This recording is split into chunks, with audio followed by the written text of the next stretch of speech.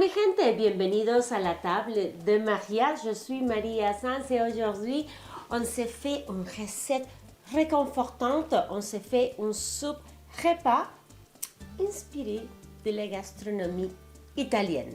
Donc, gastronomie italienne, on va se faire un spritz ou limoncello. Pourquoi? Parce que bon, le limoncello c'est italien, mais lui il n'est pas italien. C'est un limoncello qui est fait ici, chez nous. En fait, c'est fait à Lévis. Donc avec des citrons biologiques. Et je l'ai reçu en cadeau pendant le temps des fêtes. Également, ce gin-là québécois, je l'ai reçu en cadeau pendant le temps des fêtes. Et c'est un gin aux agrumes. Donc, limoncello, c'est au citron. Et voilà, plusieurs agrumes ici. Donc, je vais venir comme pousser un petit peu plus le goût des agrumes avec du jus de citron fraîchement pressé. Et également, je vais ajouter la limonata Pellegrino. Et pour la décoration, je me suis fait des super beaux glaçons géants avec des restants que j'avais de fruits, voilà, orange. J'ai mis un peu de romarin et aussi des, comment ça s'appelle déjà? Canneberge. Ouais, j'ai tellement de langues dans ma tête que parfois j'oublie les mots en les trois langues. On commence avec le limoncello, donc une once de limoncello. La couleur est super belle. Oh, ça sent super bon. Je pense qu'il est de meilleure qualité. Je ne l'ai pas goûté encore. Oh oui, il est très bon. Il est meilleur que lui que j'avais acheté il y a longtemps. La bouteille traînait, il a traîné pendant très longtemps. Parce qu'une fois qu'il est ouvert, il faut le mettre au frais. Il a traîné pendant longtemps dans mon frigo, puis il n'était pas top.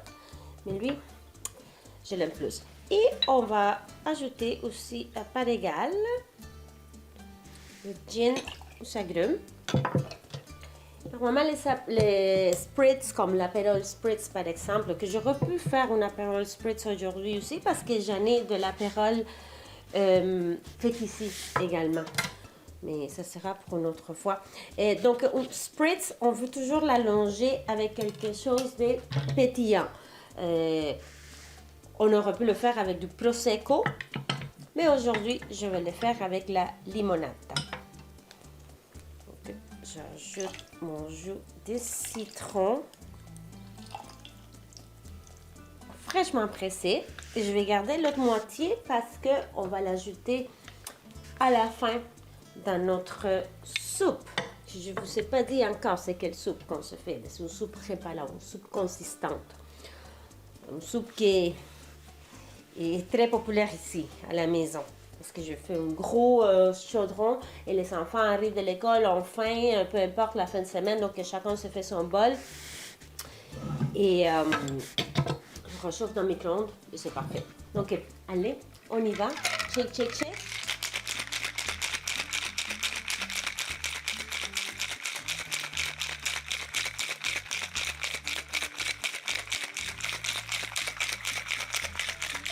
Besoin d'ajouter du sucre ou du sirop simple parce que le limoncello quand même il est sucré également, la limonata qu'on va venir ajouter. Pour la petite déco, j'ai travaillé fort pour vous là. Donc j'ai des tranches de citron que j'ai déshydraté dans mon air fryer. Il y a une fonction de déshydratation. Donc je vais mettre, pour suivre un peu notre verre, il y a des citrons, il y a des limes. Donc, je vais mettre une tranche de lime, une tranche de citron. Voilà. Pour la petite déco, j'ajoute mon limoncello et gin.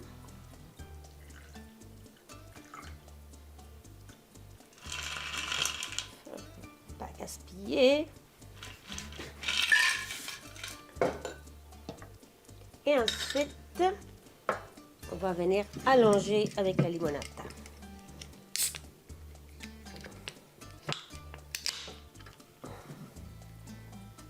Voilà. N'est-ce pas magnifique? Et ensuite, qu'est-ce que je veux? Une paille. J'en avais une verte. Ah ben oui, j'en ai une paille verte. Salute.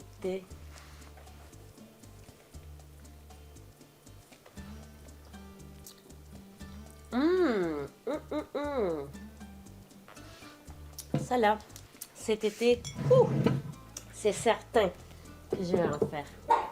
Donc, petite pause et on revient avec notre émission de thématique italienne. Je crois qu'il y a quelqu'un à la porte parce que mon Sergio, il fait de wouf wouf. Donc, on se voit dans quelques minutes ici à la table de Maria.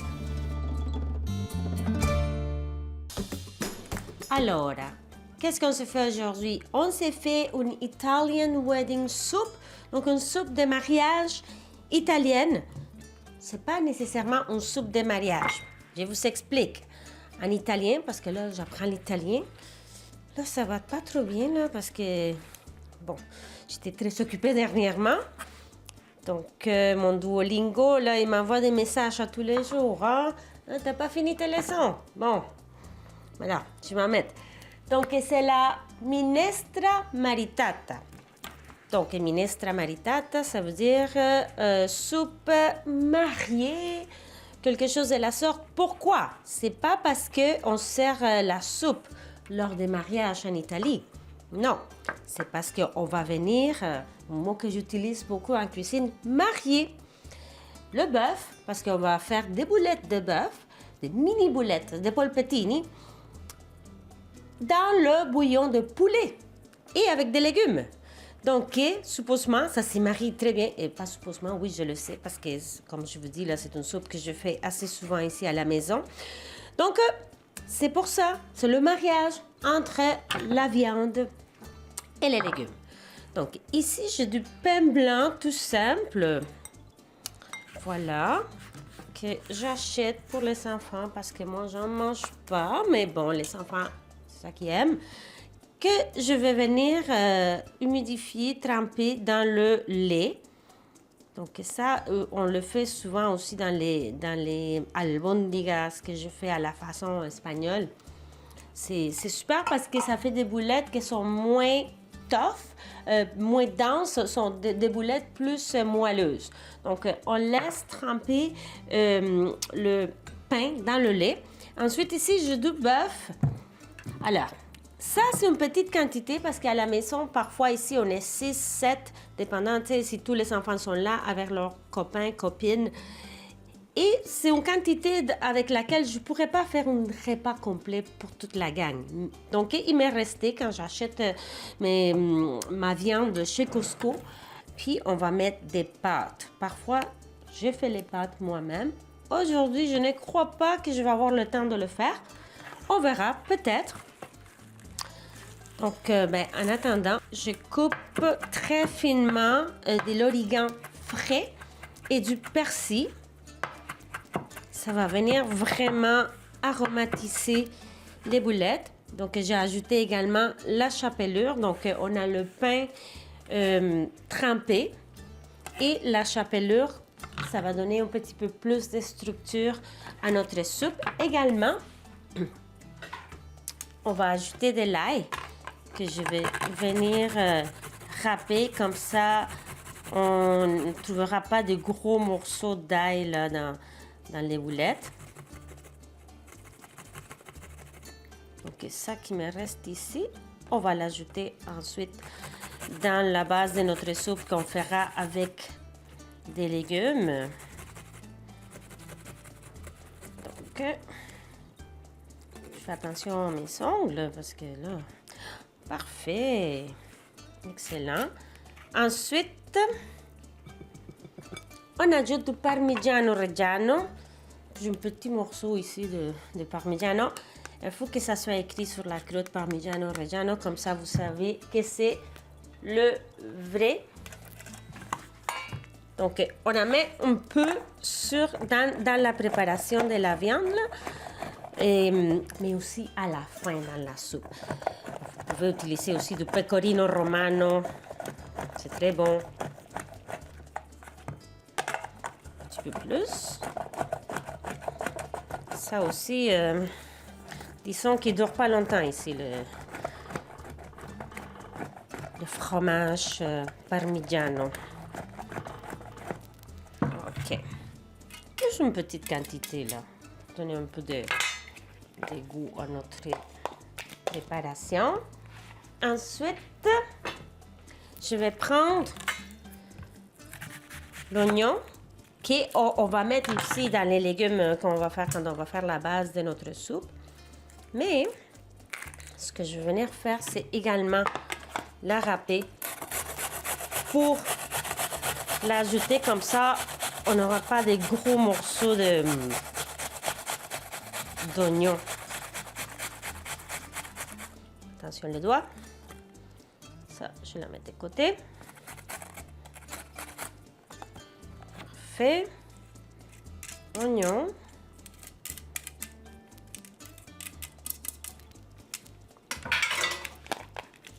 Donc, pour la grosseur de nos boulettes, j'adore les polpettes quand on fait des gros... tu sais, des grosses polpettes, là, qu'on mange genre juste 1 ou 2 par personne. C'est pas le cas ici. Ici, on veut quelque chose de tout petit, parce que quand on va prendre notre cuillère, je veux que la boulette se tienne là. Je veux pas qu'on commence à couper des boulettes dans l'assiette. Donc, des petites. Et du poivre. Sel, poivre. Généreusement. Là, je vais tout mélanger. Et oh là là, que c'est froid. Et je vais commencer à faire ma production des boulettes. Donc, on va prendre une petite pause, le temps que je puisse les assembler. Puis vous allez voir la grosseur une fois qu'on revient de la pause. Donc, on se voit dans quelques minutes ici à la table de Maria avec la minestra maritata.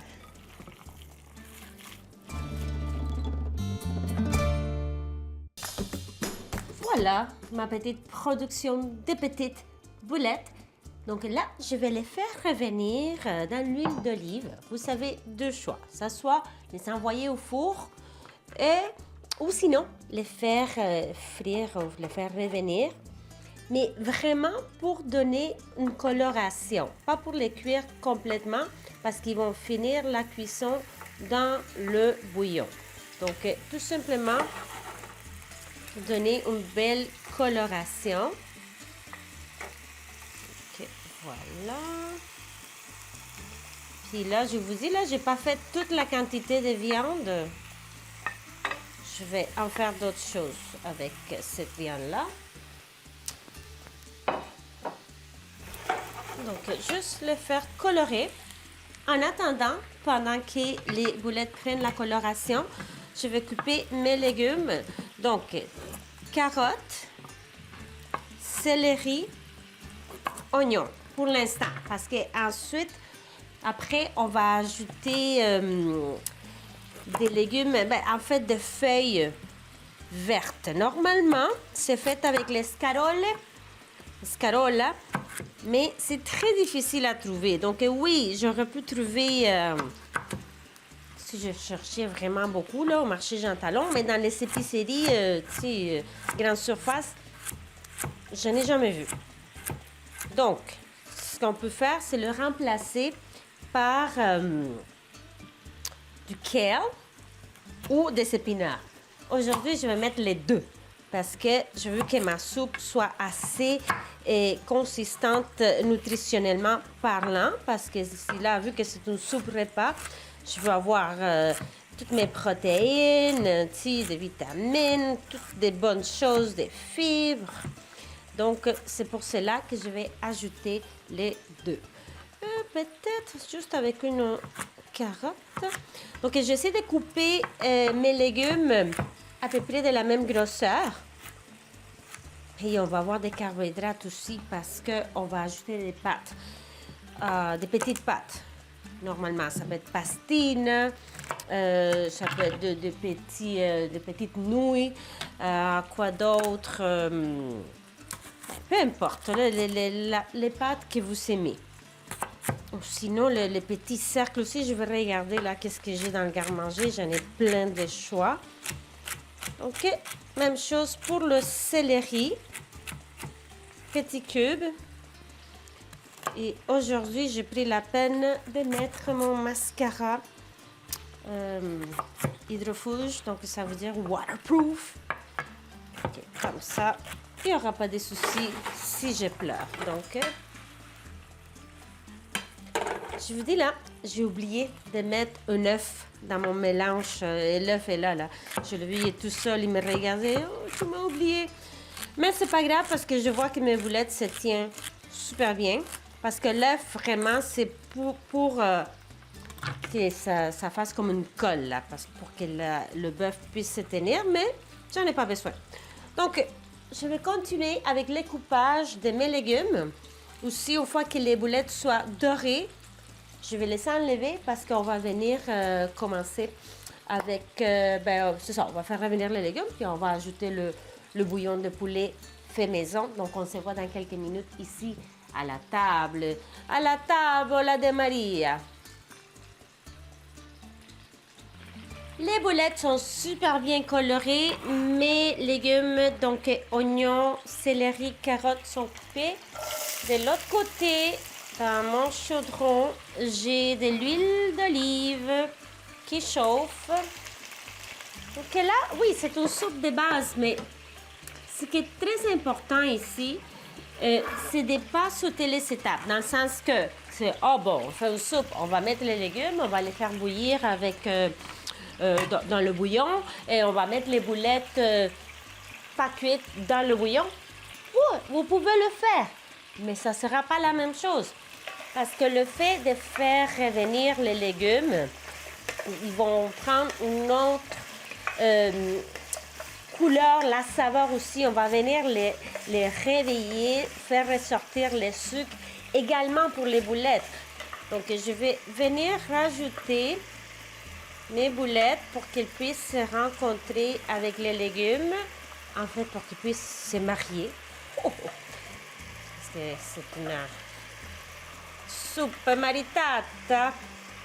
Alors, ils vont se rencontrer. Ça, là, cette huile-là, je le garde parce qu'il y a énormément de saveurs là-dedans. Donc, le restant de ma viande, je vais le faire cuire là. Alors, qu'est-ce que j'ai ici? Je vais le mettre ici de côté. C'est mon bouillon fait de maison. J'avais fait un poulet entier. Donc, là, je vais doucement. Là, je ne veux pas écraser mes boulettes. Donc, j'avais fait un bouillon maison, un poulet entier. Donc là, j'ai mon bouillon.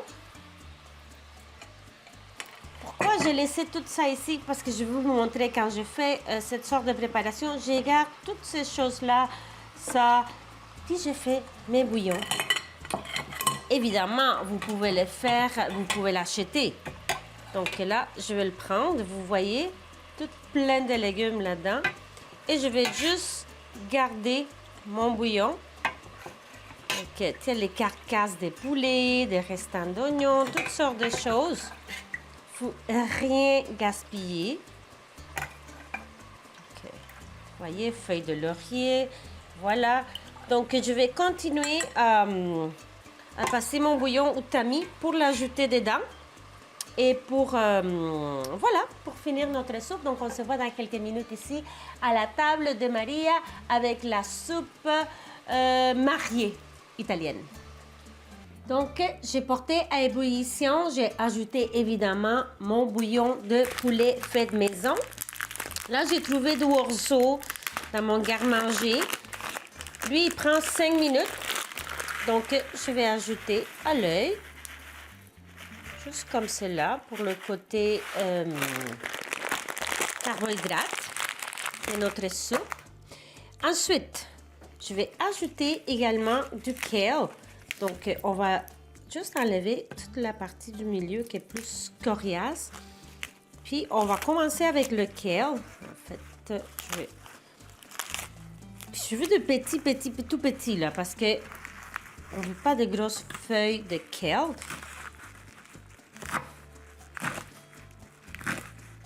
Voilà. Ok.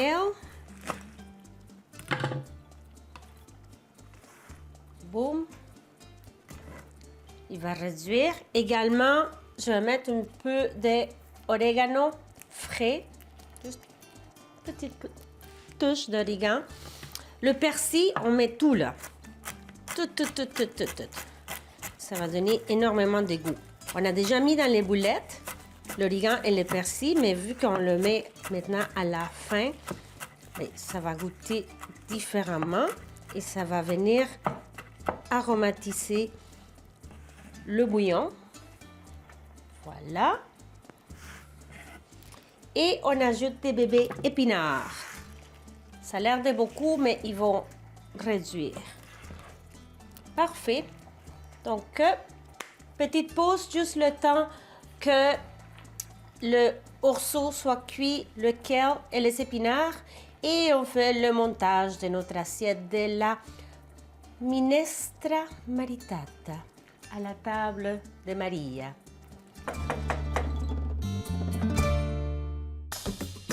Et voilà ma soupe mariée à la façon italienne et super belle. Regardez-moi ça dans mon assiette vintage.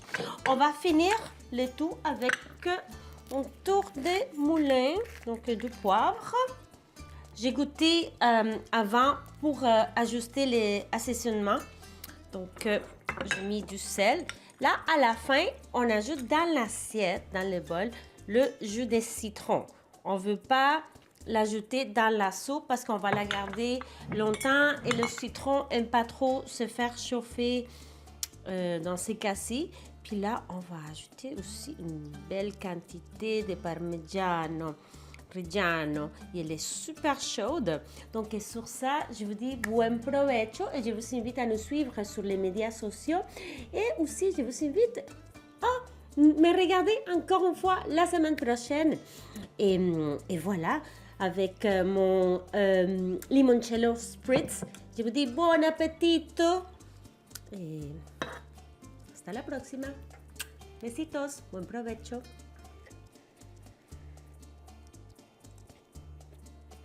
Oh là là. Le jus de citron et le fromage à la fin, oh, ça fait toute la différence. Je vais aller me prendre une boulette. Attention. Caldo, c'est chaud en italien. Mamma mia.